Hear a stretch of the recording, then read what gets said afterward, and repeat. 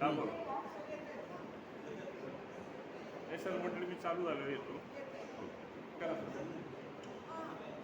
ते नंतर करा का सत्कार नंतर घेऊ सर आज नको नको नंतर करू. आपली सेवा महत्वाची नंतर सत्कार आपल्या लोकांना आणि जेवढे आपल्याला वेळ मिळाला पाहिजे. उपस्थित शुभ सकाळ सगळ्यांना शुभ सकाळ. उपस्थित सर्वांचे हार्दिक स्वागत.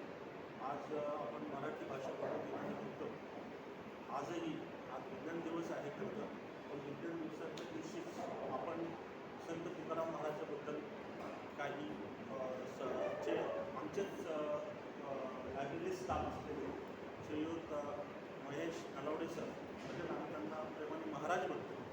त्यांचं आम्ही आज ह्या ठिकाणी ॲक्च्युली खरं सांगायचं तर म्हणजे आमच्या लायब्ररीच्या ह्याच्यात असं घडतं आहे की सलग 1 तास कुठेतरी एखाद्या गोष्टीवर बोलणार आहे.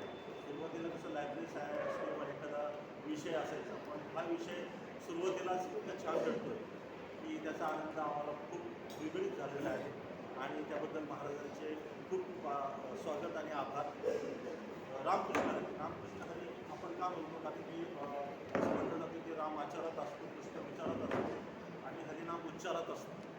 आणि हल्ली ते गोष्ट मागे पडत चालली. आपण बघतोय सगळेजण प्रॅक्टिकल होत चालले, सगळेजण धावपळ करतायत आयुष्यात आणि काही गोष्टी माणुसकीच्या गोष्टी असेल किंवा थोडं थांबायच्या गोष्टी आणि स्वतःमध्ये बघायच्या गोष्टी या खूप मागे पडत चाललेल्या आहेत.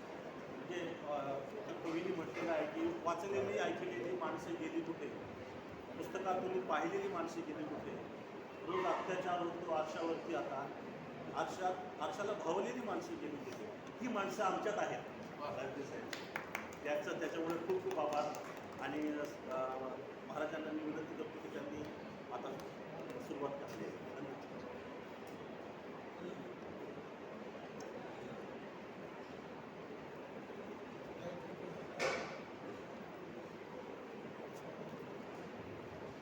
हरे राम राम राम हरे हरे, हरे कृष्ण कृष्ण कृष्ण हरे हरे. हरे राम राम राम हरे हरे, हरे कृष्ण कृष्ण कृष्ण हरे हरे. हरे राम राम राम हरे हरे, हरे कृष्ण कृष्ण कृष्ण हरे हरे.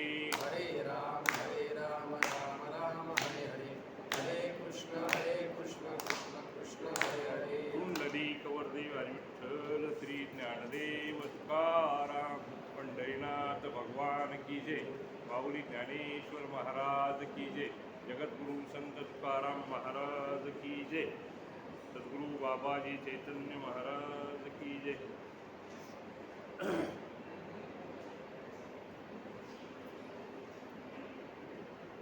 पाहुणे घरासी आजी आले ऋषिकेशी, काय करू उपचार कोप मोडकी जर्जर, दरदरीच पाण्या माझी रांधियेल्या देशाकडे, मोडकियाची बाजा वरी वाकळाच्या शेजा, मुखशुद्ध तुळशी दळ तुका म्हणे मी दुर्बळ, पाहुणे घराशी आजी आले ऋषिकेशी. आज या ठिकाणी प्रस्तुत प्राप्त प्रसंगी मराठी भाषा दिनाच्या निमित्ताने आजचा दुसरा दिवस, आज विज्ञान दिवस मगाशी परदेश सरांनी सांगितलं, कालचा भाषा दिवस, तर त्या दिनाच्या निमित्ताने या ठिकाणी मराठी भाषेचं महत्त्व विशद करण्यासाठी किंबहुना संतांनी त्यांच्या आयुष्यामध्ये भाषेला किती जपलं, भाषेची उपासना कशी केली, उद्दंगती कशी केली, हे आपल्या सर्वांना समजावं म्हणून या ठिकाणी ही प्रवचनरूपी सेवेचा योग आलेला आहे. आणि जगद्गुरु तुकोबारायांचे वैराग्य या विषयावरती ही सेवा होणार आहे. आता जो मी अभंग विशद केला हा जगद्गुरु तुकोबारायांचं वैराग्य दाखवणारा अभंग आहे आणि म्हणून या अभंगाद्वारे आपण प्रवचनरूपी सेवेला प्रारंभ केलेला आहे. आजचा दिवस हा मराठी भाषा दिवस आहे आणि साधू संतांच्या भाषेमध्ये मी जगद्गुरू तुकोबारायांच्या वैराग्याबद्दल बोलणार आहे. पहिल्यांदा मराठी भाषा दिनाविषयी थोडंसं बोलू इच्छितो की संतांनी भाषेची महती जाणलेली आहे. ज्ञानेश्वर माऊलींनी त्यावेळेस सांगितलं होतं, शके 1272 ते टीका केली ज्ञानेश्वरी, सच्चिदानंद बाबा आदरे लेखकू झाला. 1272 मध्ये ज्ञानेश्वर महाराजांनी भाषेचं महत्त्व सांगितलं, ज्ञानेश्वरीचं महत्त्व सांगितलं. ते म्हणतात, माझा मराठीची बोलू कौतुके, परी अमृतातेही पैजा जिंके, ऐसी अक्षरे मराठे मेळवीन, ऐसी अक्षरे रसिके मेळवीन. म्हणजे मराठी भाषेचं एवढं वैभव त्यांनी सांगितलं होतं. दुसऱ्या बाबतीत जर सांगायचं म्हटलं तर ते म्हणतात की ज्ञानेश्वरीची रचना ज्यावेळेस पूर्ण झाली त्यावेळेस ज्ञानेश्वर माऊलींनी त्याच्या शेवटी एक ओवी घातलेली आहे. ते म्हणतात की ज्ञानेश्वरी पाठी जो ओवी करेल मराठी, तेने अमृताच्या ताटी कुरवंडी ठेविली जावी, नरवंडी ठेविली जावी. म्हणजे ही जी ज्ञानेश्वरीची रचना झालेली आहे मराठीमध्ये झालेली आहे प्राकृतामध्ये, याच्यामध्ये जर कोणी काही घुसवायचा प्रयत्न केला किंवा इतर काही करायचा प्रयत्न केला तर ते अमृताच्या ताटामध्ये नरवंटी ठेवल्यासारखं आहे. म्हणजे इतकी साधू संतांना त्याची किंमत होती भाषेची. आणि संस्कृत भाषा ही देववाणी होती.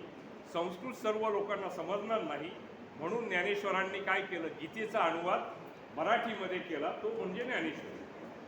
आणि ही ज्ञानेश्वरी म्हणा किंबहुना गीता म्हणा, हे भाषेचं वैभव आहे.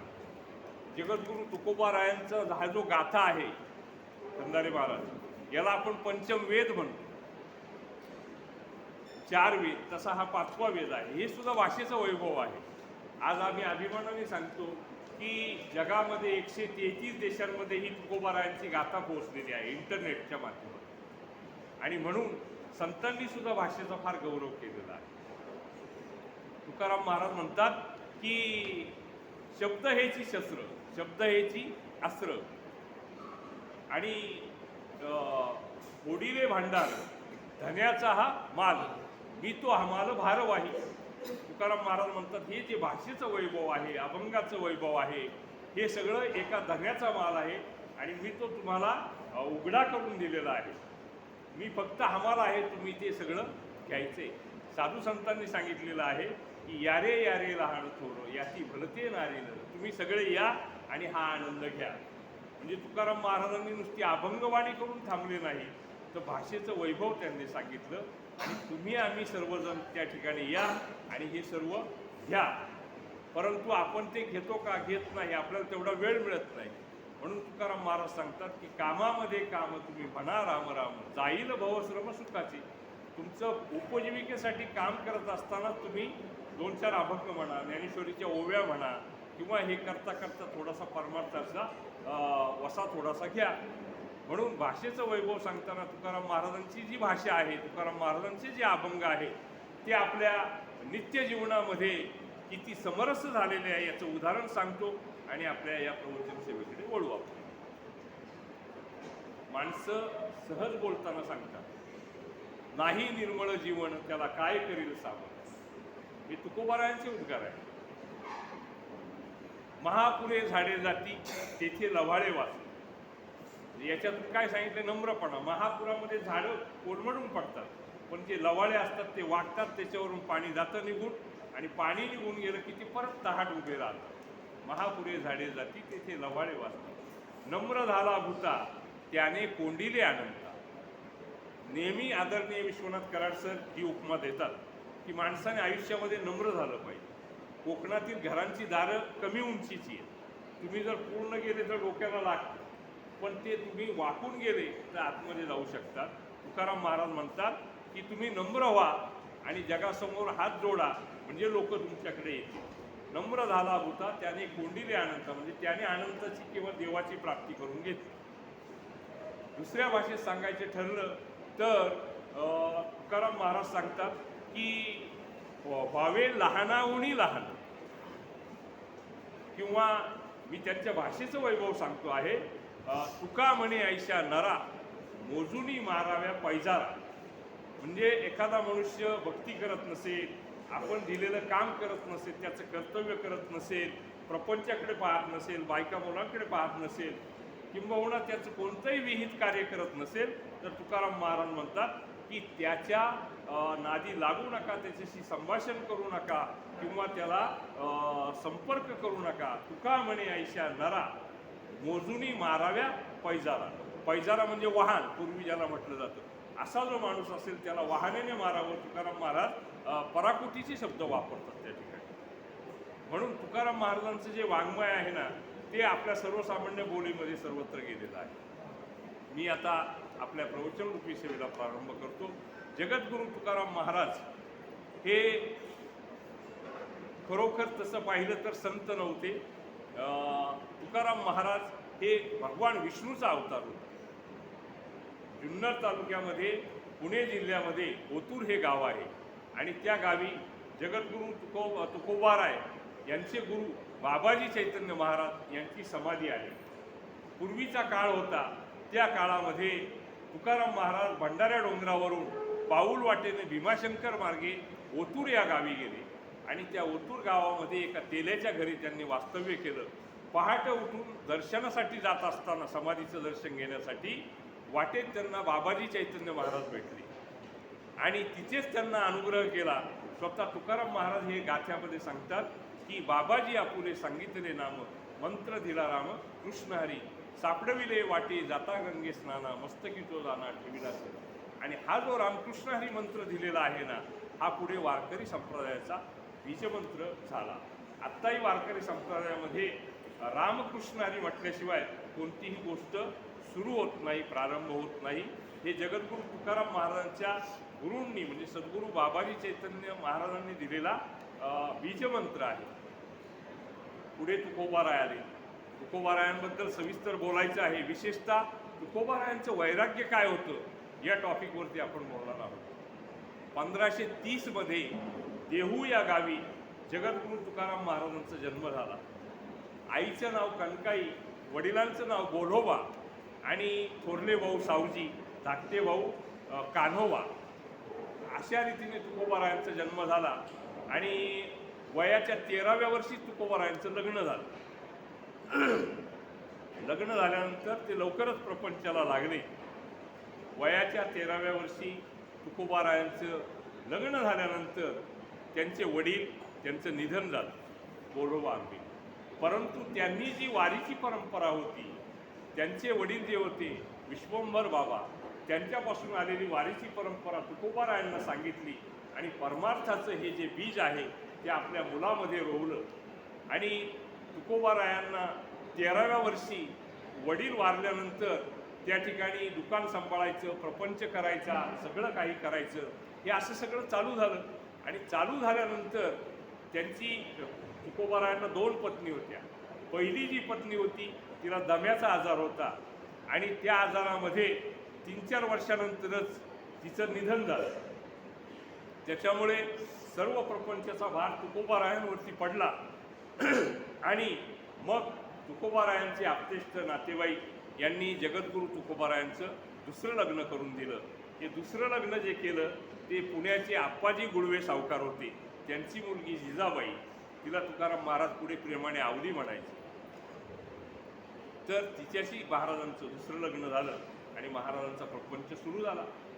परंतु वडील वारले, त्यानंतर पत्नी वारली आणि काही दिवसातच पहिल्या पत्नीचा जो मुलगा होता तोही वारला. महाराष्ट्रामध्ये दुष्काळ पडला होता मोठा आणि अन्नदाशा करता पहिल्या पत्नीचं निधन झालं, मुलगा वारला, वडीलही गेले, आई फक्त होत्या.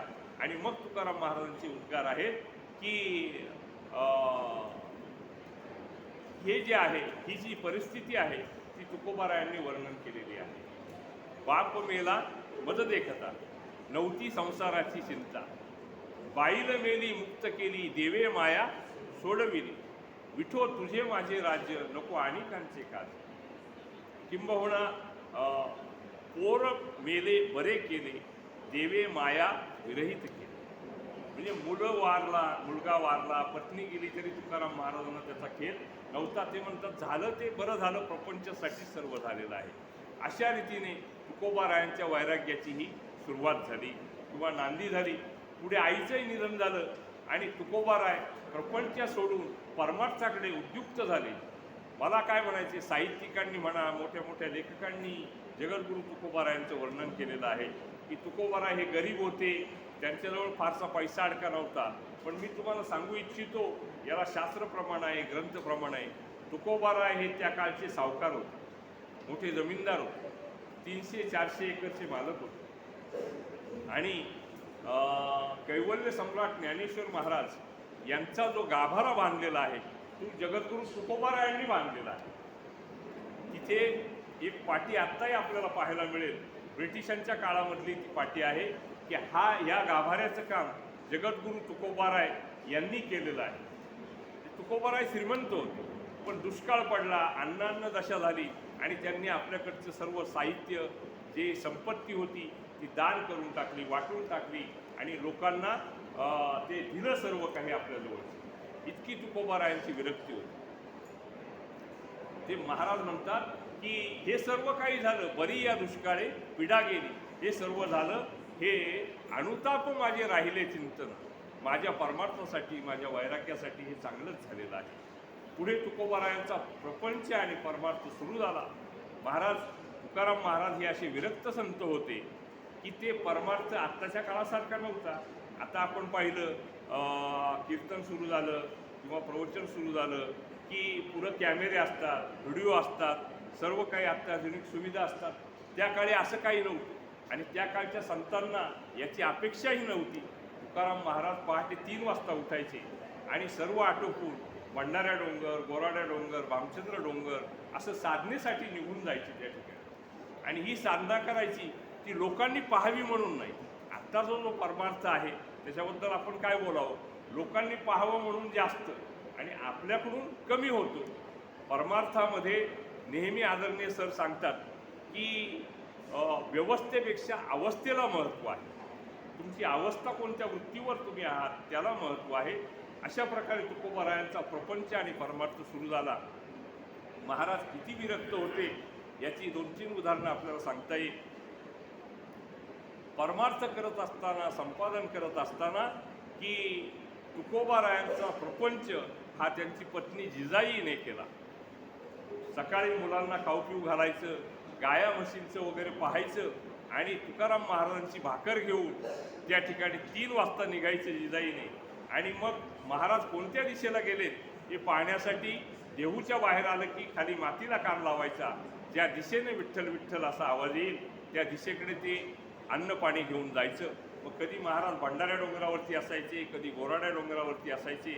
त्या ठिकाणी जाऊन महाराजांचा मुखामध्ये अन्नाचा घास घालायचा आणि मग त्यांची पत्नी जिजाई जेवायची. पतिव्रतेचा हा धर्म आहे. महाराज म्हणायचे की तू खाल्लं का काही, तेव्हा जिजाई म्हणायची की तुम्हाला अन्नाचा घास भरवल्याशिवाय मी कसं काही खाईन. महाराजांच्या डोळ्यात पाणी यायचं आणि महाराज तिला आवडीने प्रेमाने तो घास भरवायचे. श्रीसुलभ लज्जेने जिजाई म्हणायच्या की महाराज कुणीतरी पाहिल ना, तर म्हटली हिचा एका पांडुरंगाशिवाय कोण आहे आपलं पाहणार. इतकं प्रेम जिजाईचं आणि तुकोबारायांचं होतं. साहित्यिकांनी त्याचा विपर्यास केलेला आहे की जिजाई कर्कशा होती, ती तुकाराम महाराजांना त्रास द्यायची, पण तिचं प्रचंड प्रेम महाराजांवरती होतं. महाराजांचा जो प्रपंच झाला तो जिजाईमुळे, पत्नीमुळे झाला. महाराजांनी परमार्थ पाहिला आणि जिजाईने प्रपंच पाहिला. महाराज विरक्त होते. कितीतरी वेळा अशा आयुष्यामध्ये आल्या आणि त्या वेळी स्वतः जिजाईने आणि पांडुरंगाने त्यांची जी बाजू होती ती बाजू मारून नेली म्हणा किंवा मागे पुढे उभा राही सांभाळीत आली आघात निवार आहे. जगद्गुरू तुकोबारायांच्या वाडवडिलांची पित्र होती आणि ती पित्र होत असताना घरामध्ये अन्नधान्याचा कण नव्हता. पण तुकाराम महाराज सामान आणण्यासाठी म्हणून दुकानामध्ये गेले आणि त्या ठिकाणी वाण्यानंही सामान दिलं नाही. मग विपन्न मनाने घरी येत होते, परंतु कोणीतरी व्यक्ती आली आणि त्या ठिकाणी तुकोबारायांच्या घरी ते वाण सामान दिलं. तुकाराम महाराजांनी विनंती केली आणि त्यांचे सगळे जे काही पितर होते ते जेवणासाठी त्या ठिकाणी आले. इतकी तुकोबारायांची योग्यता होती. तुकाराम महाराज हा जो ग्रंथ लिहिला, गाथा लिहिली, ही गाथा त्या काळच्या जी सनातन लोक होती, मंबाजीसारखी म्हणा, रामेश्वर शास्त्रींसारखी म्हणा, त्यांना पटलं नाही आणि त्यांनी ही जी गाथा आहे ती इंद्रायणीच्या डोहामध्ये तुकाराम महाराजांना बुडवायला लावली. 14 दिवस त्या ठिकाणी तुकाराम महाराजांनी उपाशीपोटी अनुष्ठान केलं. तुकाराम महाराज अनुष्ठान करतात हे पाहून जिजाई सुद्धा त्या ठिकाणी थांबली, मुलं सुद्धा उपवाशी त्या ठिकाणी थांबली. 14 दिवस सगळं कुटुंब त्या ठिकाणी थांबलं इंद्रायणीच्या डोहावरती. आणि 14व्या वर्षी ही गाथा स्वतः इंद्रायणीने तरुण ती गाथा तुकाराम महाराजांच्या हाती सुपूर्द केली. एवढा या गाथेचा गौरव आहे. आणि म्हणून मी नेहमी सांगतो की आज इंटरनेटवर सुद्धा 133 देशांमध्ये ही गाथा प्रसिद्ध आहे. हे तुकोबारायांचं वैराग्य आहे. 14 दिवस अनुष्ठान केलं, उपाशी पोटी राहील. तुकाराम महाराज हे वैराग्याचं मूर्तिमंत प्रतीक होतं. त्यावेळेचे जे महाराज लोक होते, म्हणजे रामेश्वर शास्त्री असतील, मंबाजीबुवा असतील, तर हे मंबाजीबुवा तुकाराम महाराजांचे विरोधक होते. एकदा तुकाराम महाराजांची म्हैस म्हणजे जनावर ते जिजाईंनी सोडलं आणि ते रामेश्वर आपलं मंबाजी बाबांच्या शेतामध्ये गेलं. त्यांनी थोडंसं तिथं खाल्लं. मंबाजींनी काय करावं, मागे पुढे न पाहता काठी घेतली आणि त्या काट्याच्या काठींनी तुकोबारायांना जोडलं, मारलं. आणि संताप अनावर झाला होता त्यांचा, त्यांना मारला आणि घरी आले निघून. तुकोबारायांच्या अंगावरती वळ उठले महाराज. त्या दिवशी कीर्तन झालं तुकोबारायांचं, पण तुकोबारायांना लक्षात आलं की मंबाजी महाराज त्या ठिकाणी कीर्तनाला आले नाही आज. म्हणून स्वतः तुकाराम महाराज कीर्तन झाल्यावर मंबाजींना भेटायला आले की ज्यांनी त्यांना काठीने मारलं होतं. आणि तुकाराम महाराजांना येताना पाहून मंबाजी घाबरले. त्यांना वाटलं आपण सकाळी यांना मारलं, हे आलेले आहेत. ते म्हटले घाबरू नका महाराज, मी तुमच्या जवळ आलो आहे, तुम्हाला कुठं काही हाताला लागलं तर नाही ना, काही नाही, असं म्हणून तेल आणलं होतं तुकाराम महाराजांनी. ते तेल मंबाजीच्या हातांना लावलं. त्या ठिकाणी मंबाजींनाच शरम वाटली की ज्यांना आपण काठीने मारलं, ज्यांच्या अंगावरती वळ उठले, ते स्वतःहून आपल्याकडे आले ना आपल्या हातांना तेल लावतायत. इतकी तुकोबारायांचं वैराग्य होतं, इतकी त्यांची विरक्ती होती का शिवबा लोहार म्हणून तुकाराम महाराजांची टाळकरी होती. तुकाराम महाराजांच्या बरोबर सगळे लोक भजन कीर्तन करायचे. या गावी त्या गावी, लोहो गावी कीर्तन व्हायची, त्या सदुंबरे गावी कीर्तन व्हायची, देहूमध्ये व्हायची, आळंदीमध्ये व्हायची. मग आपल्या पतीला तुकाराम महाराजांनी आपल्यापासून दूर नेलं, हा राग शिवबा कासाराच्या पत्नीच्या मनामध्ये होता. एकदा लोहगावी कीर्तन झालं, त्या ठिकाणी वाघोलीला त्या ठिकाणी कीर्तन झालं आणि शिवबा कासार त्या ठिकाणी राहत होते.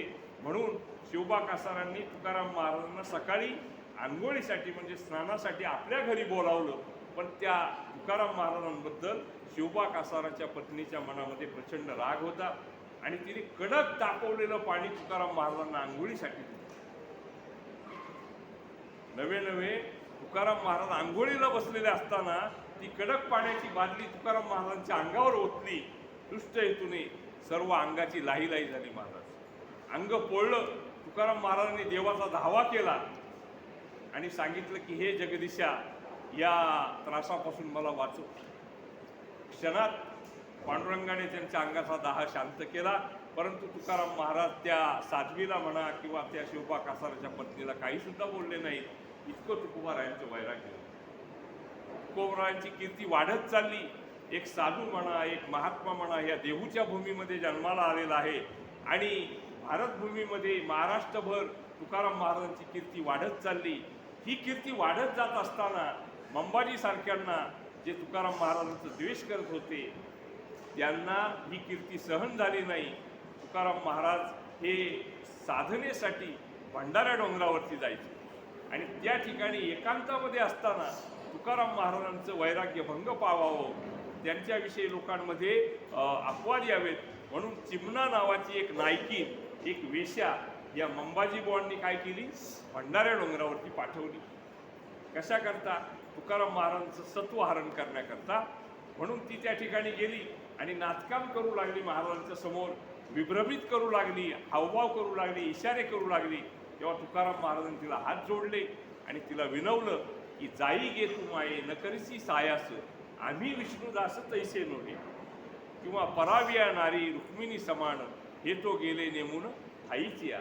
परस्त्री आम्हाला मातेसारखी आहे, तू इथे काही कष्ट करू नको, मी तुझ्या मुलासारखा आहे असं म्हणून तिला वंदन केलं. ती लज्जित झाली आणि तुकाराम महाराजांच्याच पाया पडून ती त्या ठिकाणावरून निघून आली आणि मंबाजींनी दिलेली जी अंगठी होती, द्रव्य होतं, ते त्यांना परत केलं. पुढे ती तुकाराम महाराजांची भक्त बनली, चिमणा नावाची नायकी. आपल्या सर्वांना माहिती आहे, संपूर्ण महाराष्ट्राला माहिती आहे की शिवाजी महाराज हे तुकाराम महाराजांचे भक्त होते. लोहगावी कीर्तन ऐकण्यासाठी शिवाजी महाराज यायचे. एकदा तुकाराम महाराजांची परिस्थिती पाहून शिवाजी महाराजांनी त्यांना सोने, माती, मोती, हिरे, माणिक आणि जड जवाहीर आणि त्या काळचे होण असायचे, ते होण तुकाराम महाराजांना भेटी दाखल आपल्या सरदारांकडून पाठवले. तुकाराम महाराज घरी नव्हते. ते वस्त्र, अलंकार, दागिने पाहून त्यांची पत्नी जिजाई हरकली, आनंद झाला. तिने आपल्या अंगावर काही दागिने घातले, तुकाराम महाराजांच्या मुलांच्या अंगावरती काही दागिने घातले आणि ते वाट पाहू लागले महाराज कधी येतात. महाराज आले, विना टेकवला आणि त्यांना सगळं वर्तमान कळालं. शिवाजी महाराजांनी पाठवले. त्यांनी सांगितलं, आवली, हे धन आपल्याला काही कामाचं नाही, हे वस्त्र अलंकार हे आपल्यासाठी नाही, ते काढून ठेवावं. जिजाईने मोठ्या जड मनाने ते जे अंगावरचे दागिने होते शिवाजी महाराजांनी दिलेले ते काढून ठेवले. मुलांच्या अंगावरची सुद्धा काढून दिले त्या ठिकाणी. आणि ते जे होण होते, द्रव्य होतं, ते दागिने जे होते ते महाराजांनी शिवाजी महाराजांना परत पाठवले. त्याच्याबरोबर एक पत्र दिलं की का दिला ठेवा आम्हासी विठ्ठलची व्हावा, किंवा हे जे आहे ना तुम्ही दिलेलं हे आम्हा मूर्तिके समान आहे, मातीसारखं आहे. म्हणून तुकाराम महाराजांनी त्यांना सांगितलं आणि ते द्रव्य वगैरे पाठवून दिलं. आत्ताच्या साधू संतांमध्ये कोण आहे असं? महाराज लोक कीर्तनाची किती बिदागी घेतात, काय आहे आपल्या सर्वांना माहिती आहे.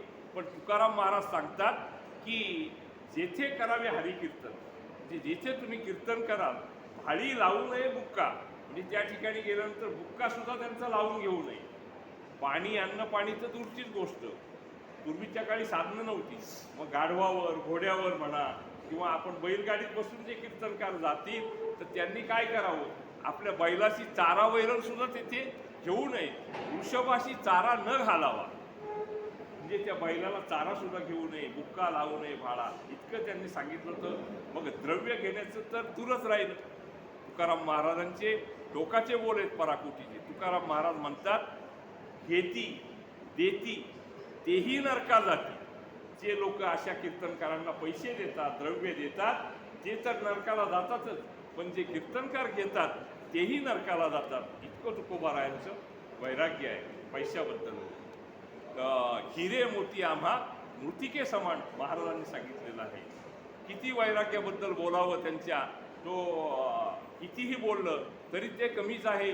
तुकाराम महाराज हे आपल्या प्रपंचात कमी आणि परमार्थामध्ये जास्त होते. अगदी सांगायचंच म्हटलं तर अनेक उदाहरणं तुकाराम महाराजांच्या वैराग्याबद्दल सांगता येईल. किती बोलावं. आपल्या समाजाबद्दल तुकाराम महाराजांना प्रचंड आदर होता, तळमळ होती. ज्यावेळेस दुष्काळ पडला त्यावेळेस त्यांनी सर्व आपल्या घरचं तर दिलंच, परंतु चाकण येथे जाऊन त्या ठिकाणावरून उधार कर्जाने सावकाराकडून पैसे आणले आणि त्या पैशाच्या द्वारे धान्याची पोती आणून आपल्या घराच्या ओटीवरती ठेवली आणि देहूतल्या सगळ्या गावकऱ्यांना आव्हान केलं की या तुम्ही आणि हे सगळं घेऊन जा.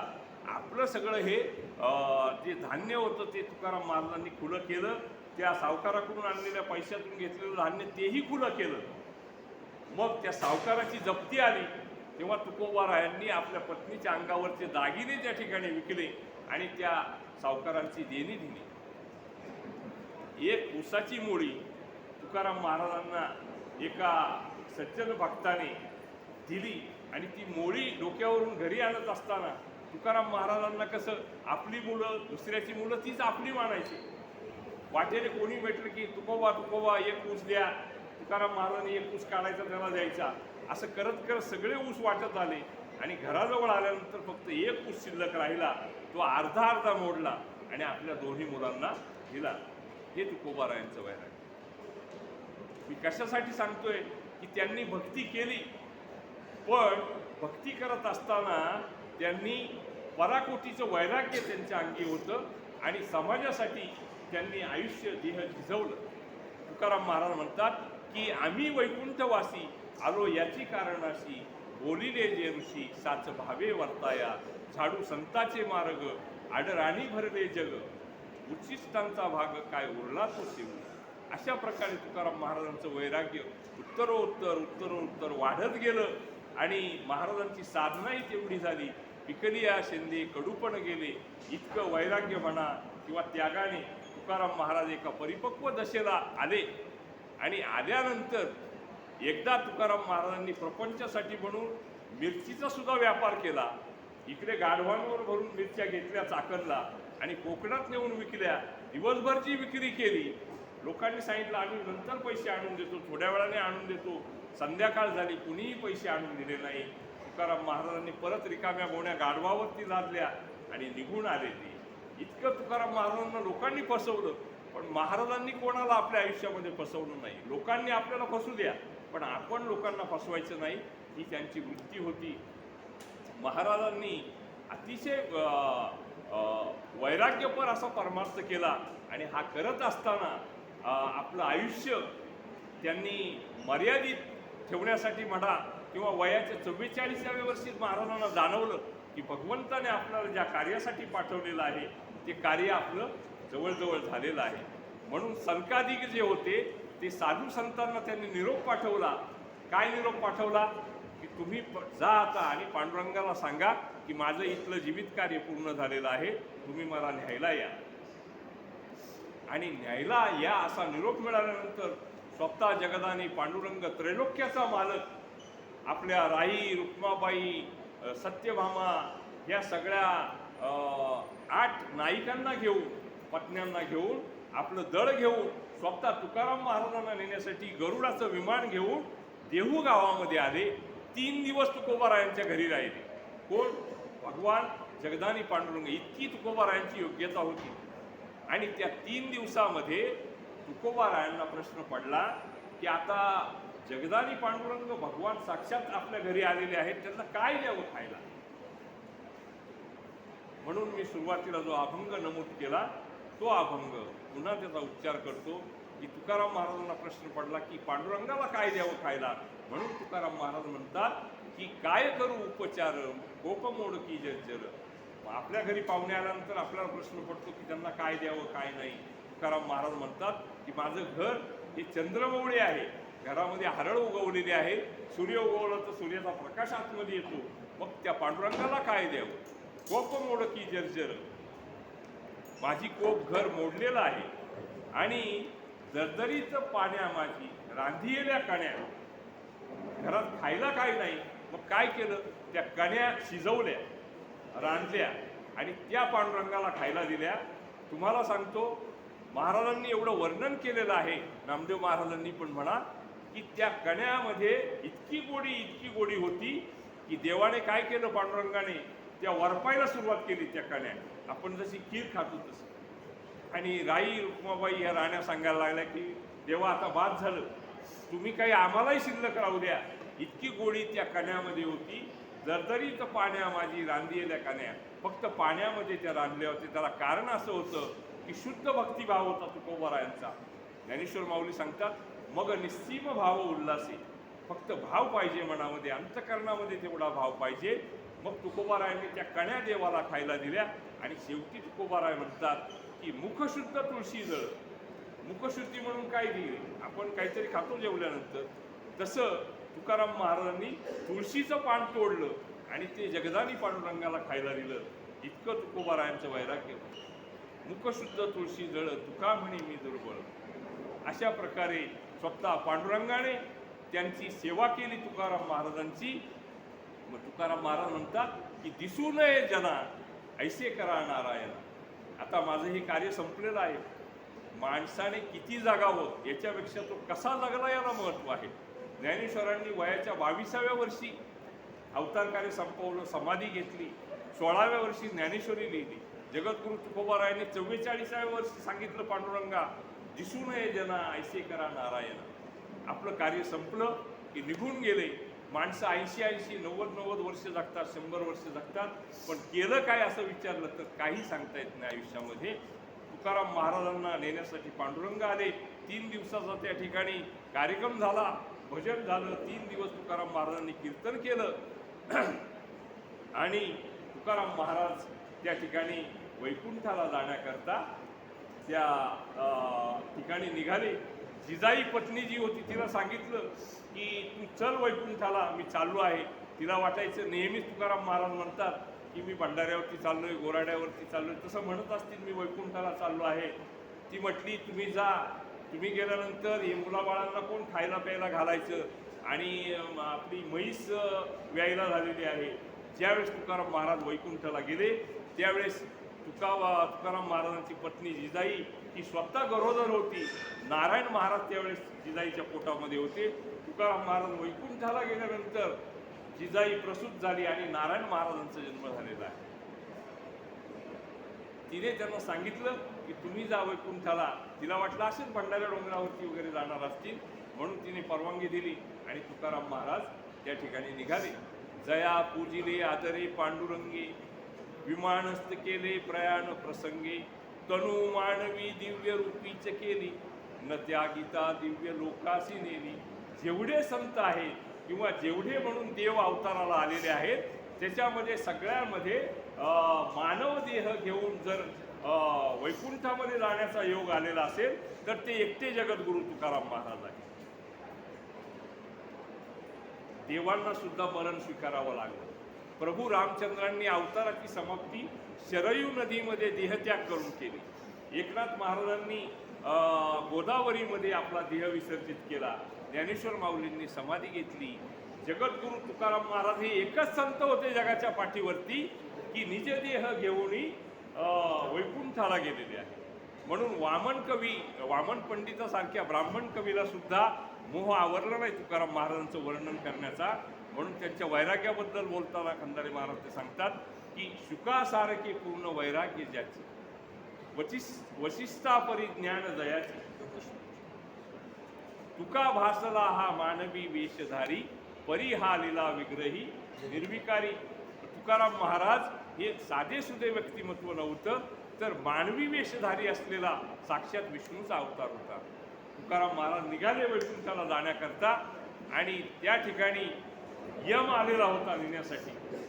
मी शेवटचं चरण तुम्हाला का सांगतोय की तुकोबारायांची योग्यता आणि तुकाराम महाराजांचं वैराग्य किती हे ते पटावं.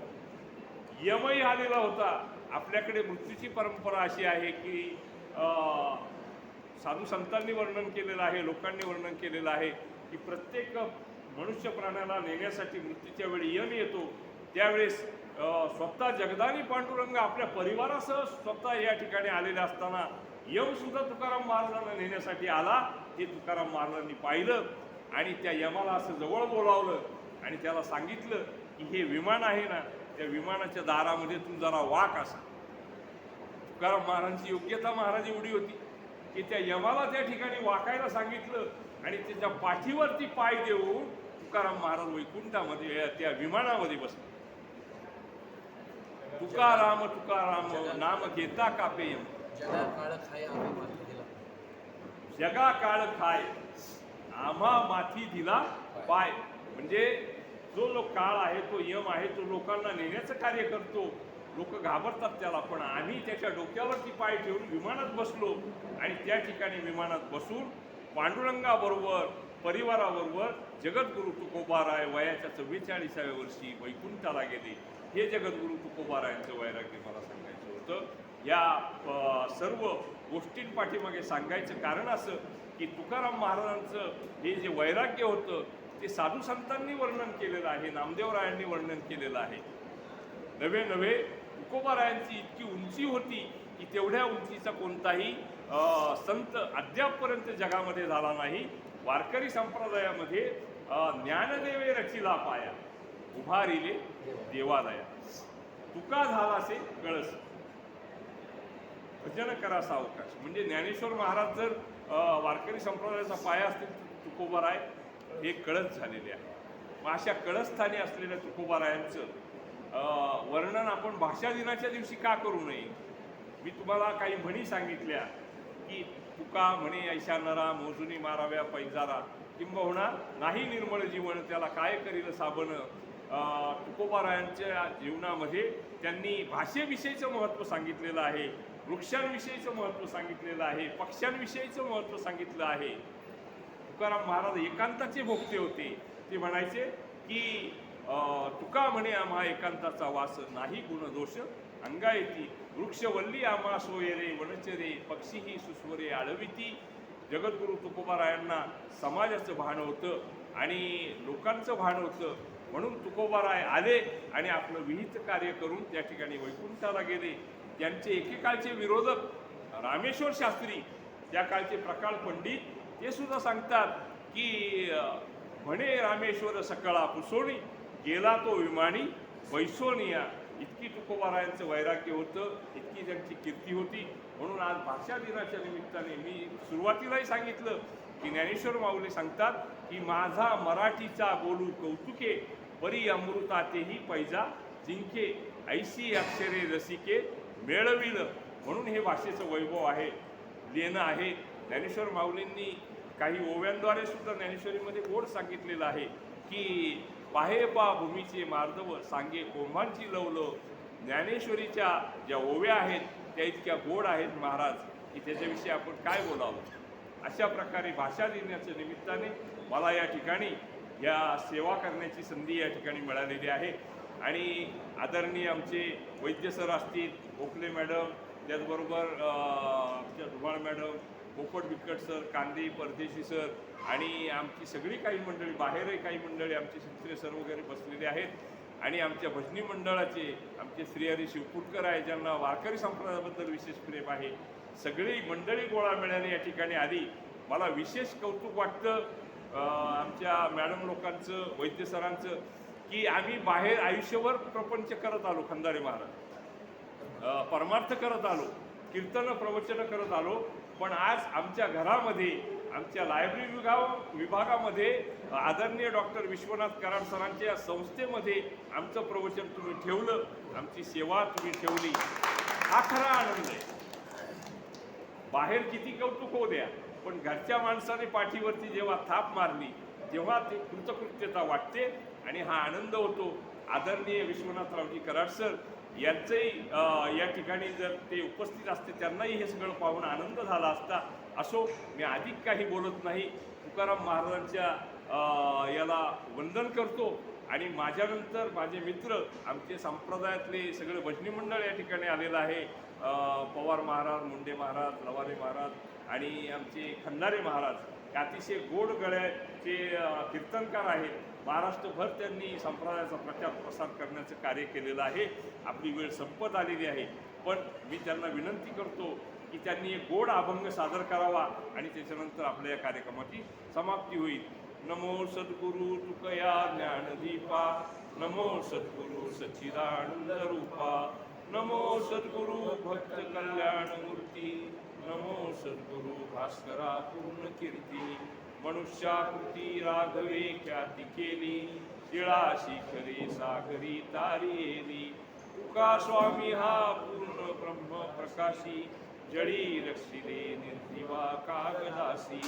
महाराज हा जन्मला मृत्युलोकी, तुझी उपमा नाढळे लोकी. भवसिंधुसी बांधिला से तुझेने, अनाथा दिना कारणे तुकयाणी.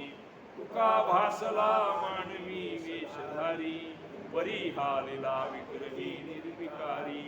तुका शोधितो हा परब्रह्म ठेवा, दया पूजिले आदरे पांडुरंगी.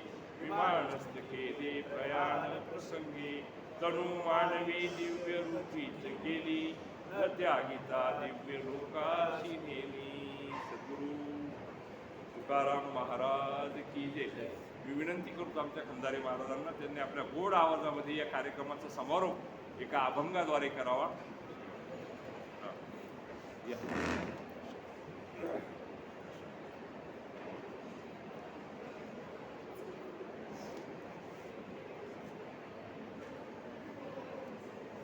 आता विनो वागविलासिनी, जे चातुर्यार्थ कला कामिनी, ती विश्वरूप मोहिनी शारदा नमिनी. मराठी भाषेच्या निमित्ताने, भाषा दिनाच्या निमित्ताने आज आदरणीय नलावडे महाराज यांचं जगद्गुरू संत तुकाराम महाराजांचे वैराग्य या विषयावरचं व्याख्यान आपण या ठिकाणी आज ऐकलेलं आहे. खरं तर भाषा म्हणजे नेमकं काय? प्रत्येक मनुष्य जन्माला येतो तर मला वाटतं आपली विचाराची देवाणघेवाण ज्याच्या माध्यमातून होते किंवा जी म्हणजे विचार एकमेकापर्यंत पोहोचवण्याचं काम आपण ज्या माध्यमातून करतो तर त्याला भाषा असं म्हटलेलं आहे. तर या जगाच्या पाठीवर कराड सर किंवा महाराज नेहमी सांगतात की भरपूर भाषा आहे, परंतु आपली जी मराठी भाषा आहे, महाराष्ट्राची भाषा म्हणजे मराठी भाषा आहे. या मराठी भाषेचं काल आपण एक ओळ सगळ्यांनी ऐकली असेल, लाभले आम्हास भाग्य बोलतो मराठी.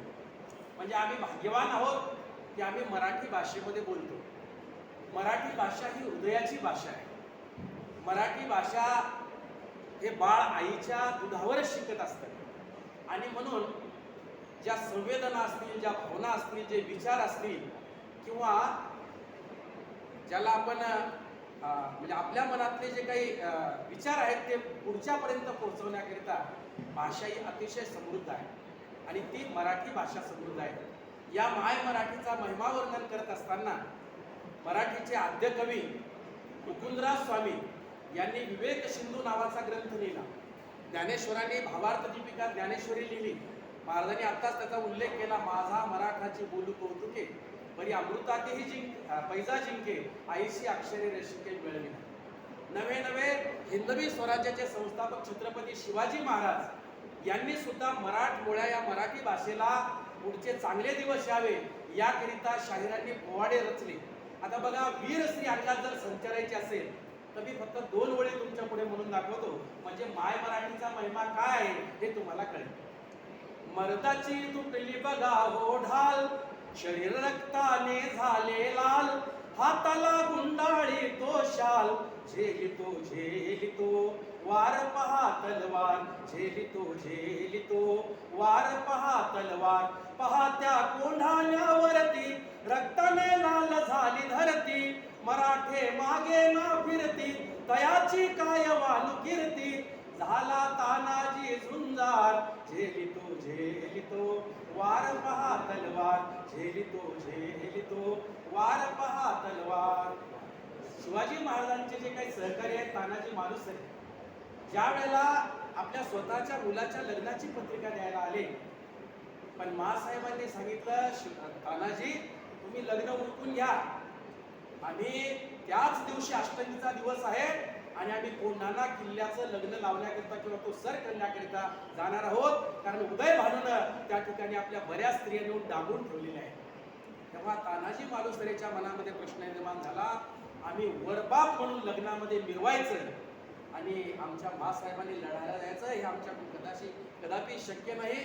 तेव्हा मासाहेबांना सांगितलं, मासाहेब आधी लगीन कोंढाण्याचे आणि मग राहायचे. मग तिथं तानाजी गेल्यानंतरचा जो प्रकार घडला ते मराठमोळ्या भाषेमध्ये आज वर्णन केलं. मंडळी, तुम्हाला सांगायला आनंद वाटेल, आज या 4 ओळीनं कोंढाणा किल्ल्यावर तानाजीनं काय काम केलं हे तुमच्या पुढे डोळ्यासमोर आलं असेल. मराठी भाषा ही हृदयाची भाषा आहे. तुम्हाला मला प्रत्येकाला माय आहे. 25-30 वर्षापूर्वीचा जर काळ पाहिला तर आज आपण समृद्ध दिशेकडे आहोत, पण त्या काळाचा जर विचार केला तर एक कवी असं म्हणतो, आईचं वर्णन त्यांनी असं केलं, रानावनात भटकी गीत भर पोटासाठी, देई चिमोरा पोटाले आम्हा पाखरांच्यासाठी, फाटक लुगडं अंगात चिंध्याची चोळी, चिंदी बाजाराचे कपडे अर्ध अंग उघड राहील, साऱ्या गावाच्या शेवटी जणू टाकलं वाळीत, असे दिव्याचा सहारा मराठीच्या झोपडीत.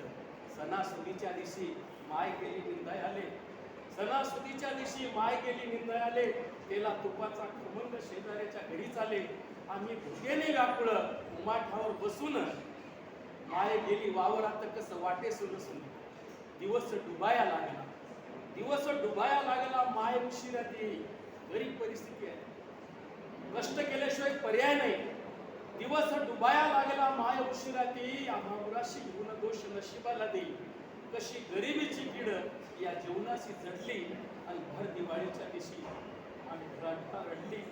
भर दिवाळीच्या दिवशी आपल्या ज्या भावना आहेत त्या भावना अगदी हृदयापर्यंत पोहोचवण्याचं काम या मराठी भाषेतून झालं. आताच महाराजांनी जे अभंग घेतले ते गरम पाणी ओतल्याच्या नंतर तुकोबार आहे त्याचं वर्णन असं करतात. जळू माझी काया लागला ओनवा धावरे केशवा मायरवा. म्हणजे केशवाला त्यांनी विनंती केली. त्या रागात जर ते आपण ऐकलं तर अक्षरशः ते शब्द कानावर नाही हृदयावर काम करतात. एवढी मराठी भाषा समृद्ध आहे आणि म्हणून अशा मराठी भाषेला चांगले दिवस यावेत याकरिता आमच्या महाराष्ट्राच्या संत परंपरेमध्ये जेवढे संत झाले ते 57 संत झाले. त्या सगळ्या संतांनी हृदयापासून प्रयत्न केले. मला सांगायला अतिशय आनंद वाटेल. माझ्या लहान्या मुलाला मोठ्या मुलाला मला इंग्रजी माध्यमात टाकायचं होतं पण नाही टाकता आलं. पण लहान्या मुलाला इंग्रजी माध्यमात आपल्या MITच्या शाळेमध्ये टाकलं आणि ही आनंदाची बातमी घेऊन मी वैकुंठवासी उर्मिला काकूकडे गेलो आणि काकूला सांगितलं की काकू लहान्या मुलाला इंग्रजी माध्यमात टाकलं. काकूनी मला पहिलं सांगितलं की जा आणि त्या मुलाचं इंग्लिशमधलं ॲडमिशन कॅन्सल कर आणि मराठीमध्ये कर. अरे तू ज्या संस्थेत शिकतो त्या संस्थेचे संस्थापक अध्यक्ष मातृभाषेतून शिक्षण घेतलेले आहे. मला अतिशय जड अंतकरणानं ते ॲडमिशन कॅन्सल करावं लागलं. तिथले म्हणले पैसे आता परत देता येत नाही. म्हणलं तुम्हाला काय करायचं ते करा. पण उर्मिला काकूंनी मात्र माझ्या लहान्या मुलाचं ॲडमिशन इंग्लिशमधलं कॅन्सल करायला लावलं आणि मराठीत त्याला शिकायला दिलं. का तर मराठी भाषा ही हृदयाची भाषा आहे. आपल्या भावना आपले विचार हे हृदयापर्यंत जाणण्याचं काम या मायभाषेमध्ये होते. आणि म्हणून मंडळी आम्ही भाग्यवान आहोत की जसे तुकाराम महाराजांची 14 टाळकरी होते तसे या MITचा विस्तार होत असताना 2000 साली आम्ही आपल्या इथे मारुती मंदिर आहे म्हणून भजनी मंडळ स्थापन केले आणि तेव्हापासून आमच्या MITचे 14 टाळकरी फक्त 14च आहेत बरं का. कराड सरांचे 14 टाळकरी आणि त्या 14 टाळकऱ्यातले एक प्रमुख आमचे आदरणीय नलावडे महाराज. यांच्याबद्दल काय बोलावं माझ्याकडे शब्द नाही. त्यांच्या वडिलांनी तर संपूर्ण जीवन समर्पित केलं.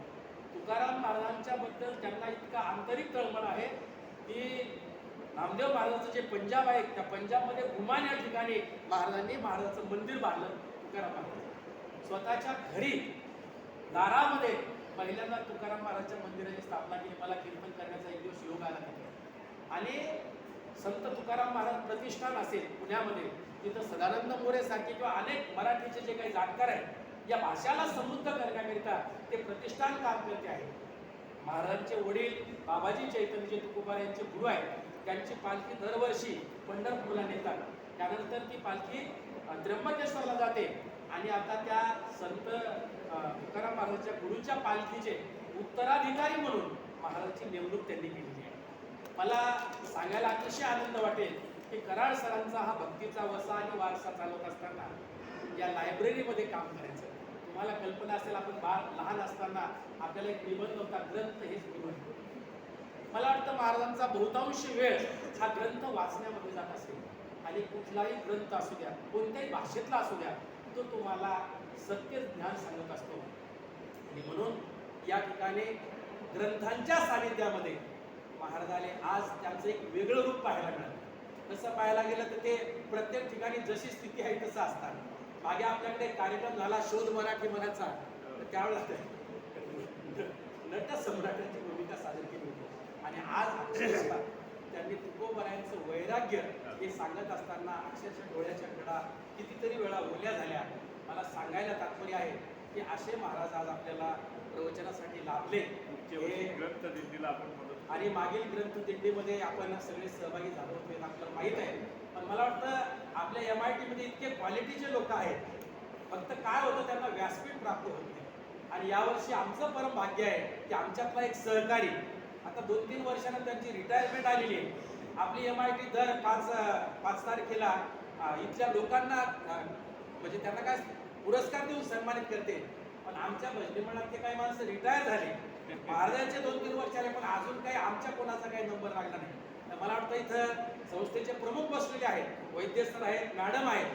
तर तुम्ही कधीतरी सजेस्ट केलं पाहिजे, तेव्हा त्यांचं रिटायरमेंट आलं, त्यांनी संस्थेसाठी एवढं काम केलं, तर आमचा एखादा माणूस तरी तुम्ही घेतला पाहिजे, आहे का नाही? म्हणजे मला काही वशिला लावा असं नाही म्हणायचं, पण वस्तुस्थिती तुमच्या समोर मांडायची आहे की आपल्याकडे इतके क्वालिटीबाज लोक आहेत. शेवटी या मराठी भाषेच्या दिनाच्या निमित्ताने आनंद आहे. एक भावगीत तुमच्या पुढे सादर करून मी थांबणार आहे. कराड सरांनी MIT सारखी संस्था उभी केली. सरांच्या जीवनाचा विचार जर केला तर गायीच्या गळ्यातील घंटा, संध्याकाळी गायी चरून आल्या आणि घंटा वाजली ती त्यांच्या शाळेची घंटा होती. मित्रो, नियतीची योजना काय असू शकते? मला सांगा, ते शेण काढायचं, झाडून काढायचं, तिथं गोलपाट वापरायचे आणि त्या तिथं बसून सरांनी बालवाडीचं शिक्षण पूर्ण केलेलं आहे. आज त्या सरांचे 6 ते 7 विद्यापीठ आहेत, 78 संस्था आहेत आणि 60,000च्या वर विद्यार्थी ज्ञान ग्रहण करत आहेत. हे सगळं श्रेय स्वीकारत असताना सरांनी त्याचं श्रेय स्वतःकडे घेतलं नाही. ते म्हणतात ही माऊलींची कृपा आहे, ही तुकोबारायांची कृपा आहे, ही पांडुरंगाची कृपा आहे. त्यांच्या भगिनी 60 वर्ष एक वेळेला उपवास करून या सगळ्या भावंडांना त्यांनी वाढवलं. हे मला चांगलं क्रमप्राप्त आहे.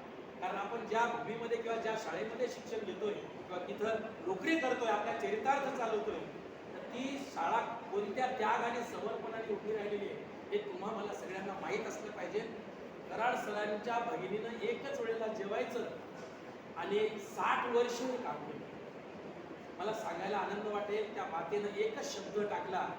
कराड सरा ज्या वेळेला त्यांना घेऊन त्या पंढरपूरच्या आळंदीच्या वारकरी होत्या, तिथं आळंदीला यायच्या त्यावेळेला तिने एकच सांगितलं की पाणी तीर्थ घेतला आणि प्राशन करतात, पण त्यात घाण होती. सरांनी असा हात खाली केला तेव्हा त्यांनी सांगितलं, तो शिकून लय मोठा झाला, तुम्ही इथं दिवा लावून टाका. एवढा एकच शब्द सरांनी मनावर घेतला आणि आळंदीचे इंद्रायणीच्या तीरावरचे घाट झाले. सरांचं कार्य जर तुम्ही पाहिलं तर 12-13 मंदिरं बांधली, पार आटकेपार, म्हणजे संत भूमीपासून तर देवभूमीपर्यंत त्यांनी हा आटकेपार मराठीचा झेंडा लावला आणि मराठीवर त्यांचं विशेष प्रेम आहे. ते जर मराठी बोलायला लागले आता असं अंतकरण घडून आणि ऐकतच राहावं असं वाटतं. तेव्हा अशा कराड सरांना आज ते 85 वर्षाचे झाले. आपल्या कालच्या 3 फेब्रुवारीला महाराजांचंही वय भरपूर झाले. का परवा दिवशी त्यांचा अभिष्ट चिंतन सोहळा झाला.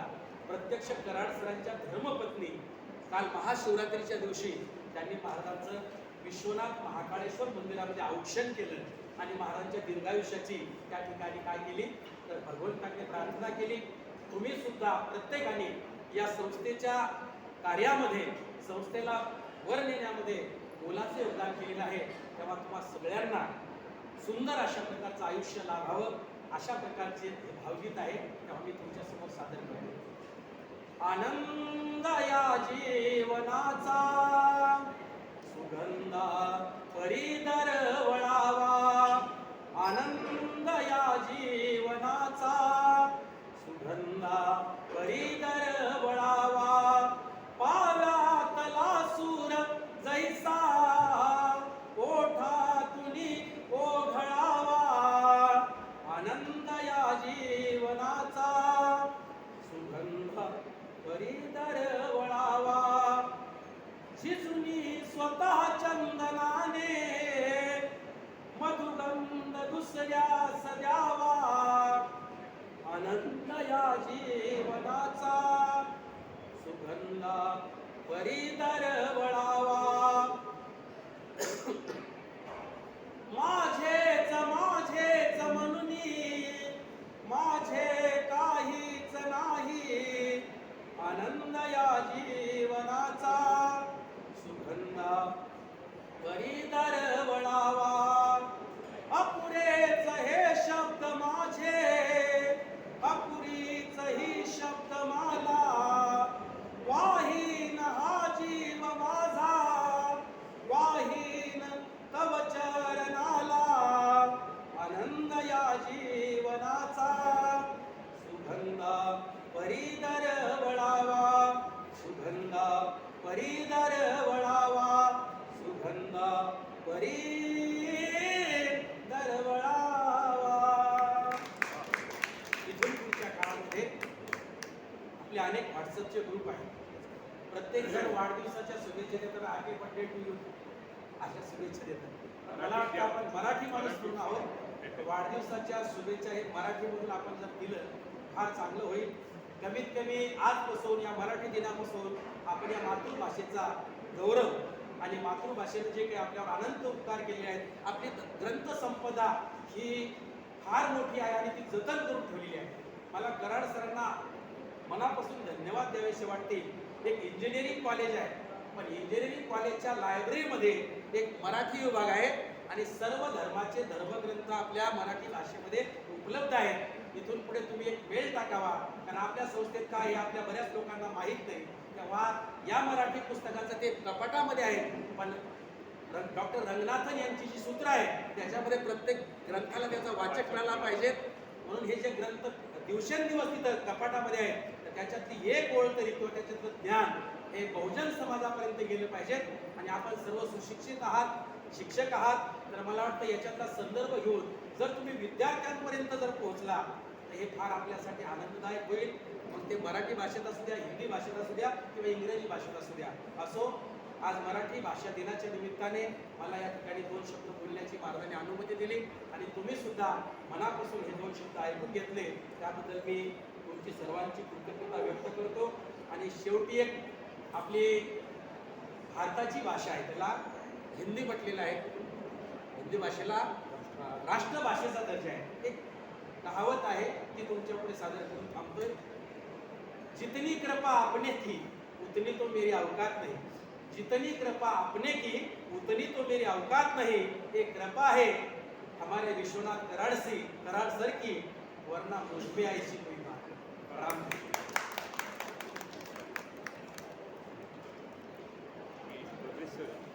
बोर्ड ऑफ टॅक्स करा.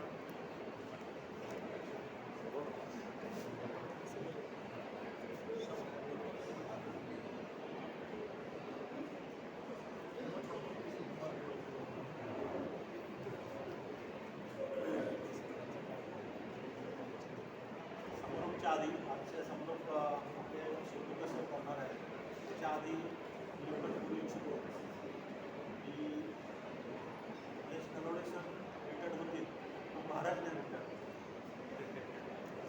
आणि दुसरी गोष्ट आमचं काय थोडंसं आजच्या पिढीच्या लोकांचं फार चमत्कार विश्वास नाही, पण त्यांना 20 लाख काय मिळाली त्या अजूनही पण बाकी आहे ते भाग्य. त्या अनेक प्रकारचे ग्रंथ आहेत काय अतिशय भक्तिपूर्ण वातावरणात आज मराठी भाषा गौरव दिन खऱ्या अर्थाने साजरा केला आहे. सरांनी महाराजांनी नलवडे महाराजांनी त्याचा पाया रचला आजच्या नलवडे महाराजांनी कळस सांगला. सुंदर असं सुंदर वाक्य, सुंदर रचना आणि सुंदर जी अभंग कविता होती ते अतिशय भावपूर्ण आणि मनाला तृप्त करण्याचे आहे. याच रीतीने तुकोबारायांचं जे काही जीवनपट आज महाराजांनी सांगितलं आहे खरंच खूप भावपूर्ण आणि खूप काही त्याच्यातून घेण्यासारखं आहे. कारण की मी असं ऐकलं 832 आहे, 832 असं काय ऐकलं, 832 विषय पण आहे. एकच विषय घ्यायचं झालं तर तासोन तास किंवा दिवस लागतो. आणि एक विषय जर महाराजांनी घेतला तर त्याच्यात तो कितीही वेळ कितीही बोलू शकतो. आणि त्या पद्धतीने जर विचार केला तर मी असं ऐकलं की तुकाराम महाराजांच्या आधी एक तत्त्वज्ञान होती, एक संस्कृत भाषा होती आणि तुकाराम महाराजांच्यापासून एक व्यावहारिक भाषा आली, बरोबर महाराज. आणि ती व्यावहारिक सांगड जी प्रत्येक सामान्य माणसाला पण ती पोचली. त्यातलं जे काही काय म्हणतात अर्थ असेल किंवा एक आध्यात्मिक बाजू असेल ती तुकाराम महाराजांनी आपल्यापर्यंत पोहोचवली. आणि जरी महाराज म्हणत असतील की त्याचा गाठाचा वापर करून जर लोक काही पैसे कमवत असतील तर तो जसा भ्रष्टाचार किंवा काही म्हणत असेल त्यांना सन्मान न देणं हा सुद्धा एक गोष्ट आहे. त्यांना सन्मान द्यायला पाहिजे. पैशावर पण त्या तुम्ही फुलाची कंपन्या तोही असायलाच पाहिजे असं माझं पूर्ण स्वतःला वाटतं. त्या पद्धतीने आज महाराजांनी जे काही केलं त्याबद्दल आम्ही ग्रंथालयातर्फे त्यांचे आभार मानतो. पण औपचारिक आहात जे सर शुक्ल सर धन्यवाद.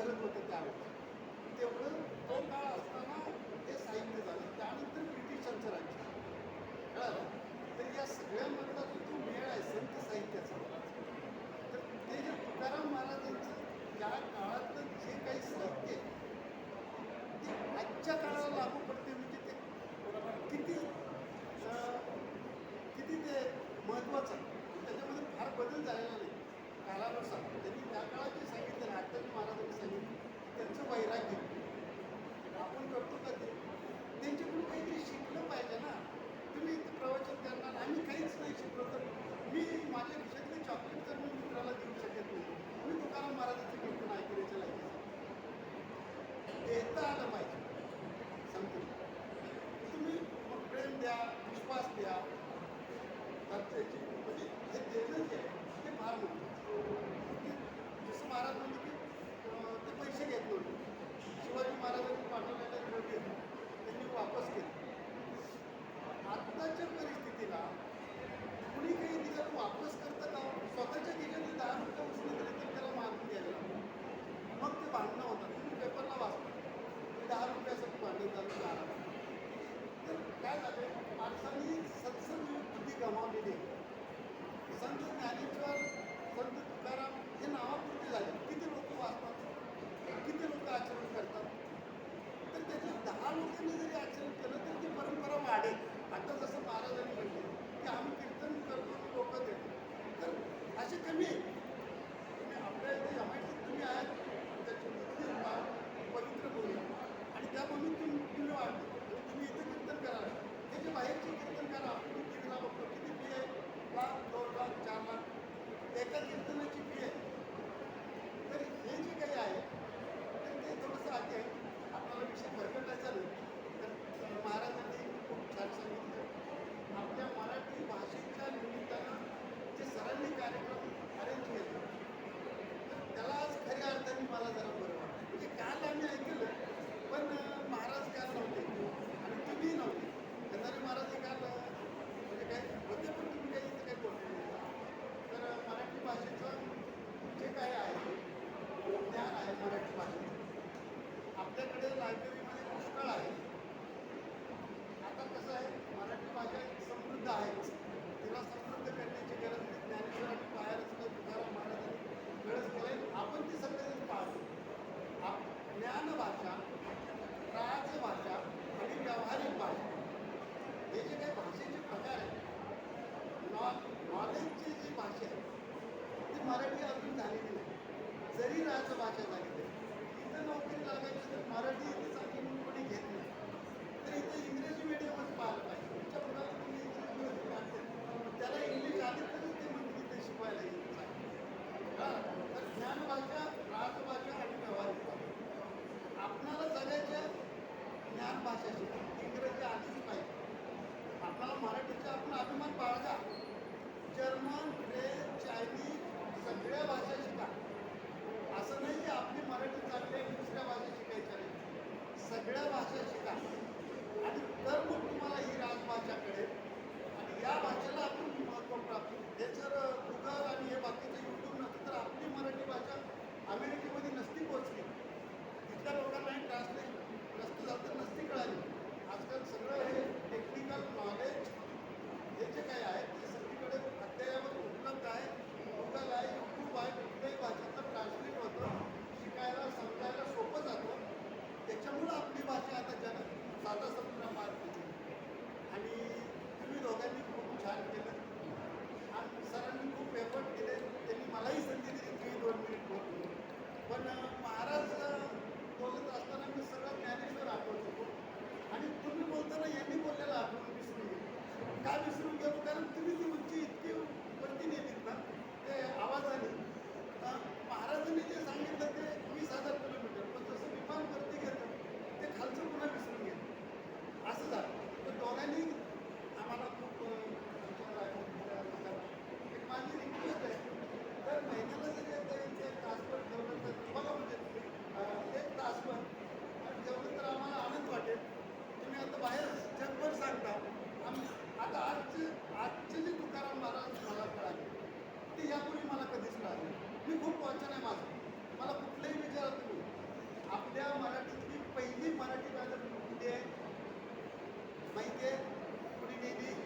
1857 साली बाबा पद्मनजी नावाचे ग्रस्त होते. यमुना पर्यटन ही कादंबरी. ती कादंबरी कशावर लिहिली? आपल्या हिंदू धर्मामध्ये स्त्रियांवर खूप अत्याचार झालेले. स्त्रियावर 1857 साली तो जो बाबा पद्मनजी ख्रिश्चन मिशनरी होता आणि त्यांनी आपल्या याच्यावरती कादंबरी लिहिली मराठीमध्ये यमुना.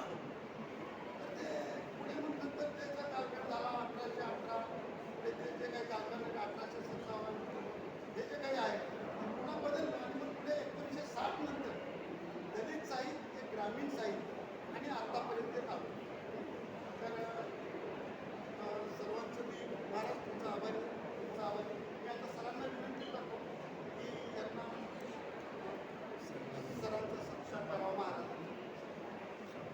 सर नाही नाही काही लोक घरचे स्टाफचे लोक आहेत. नाही नाही ते करायला पाहिजे महाराज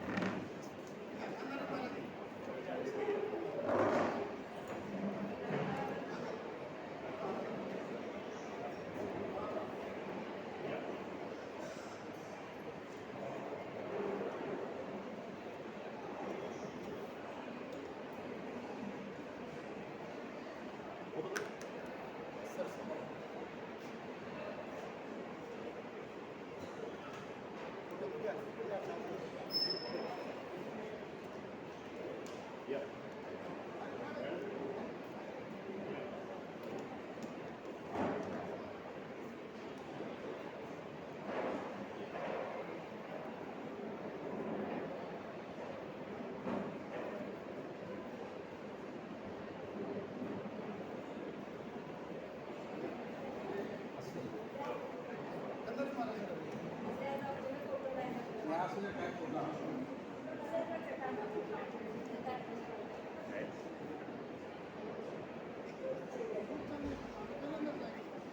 थोडं आवाज.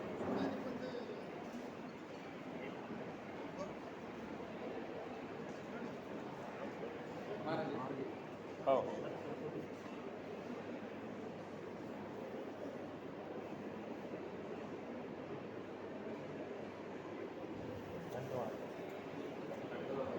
संख्या दिल्ली लेकर आई वजन करते करते लायकी और वो एक साथ आ गए.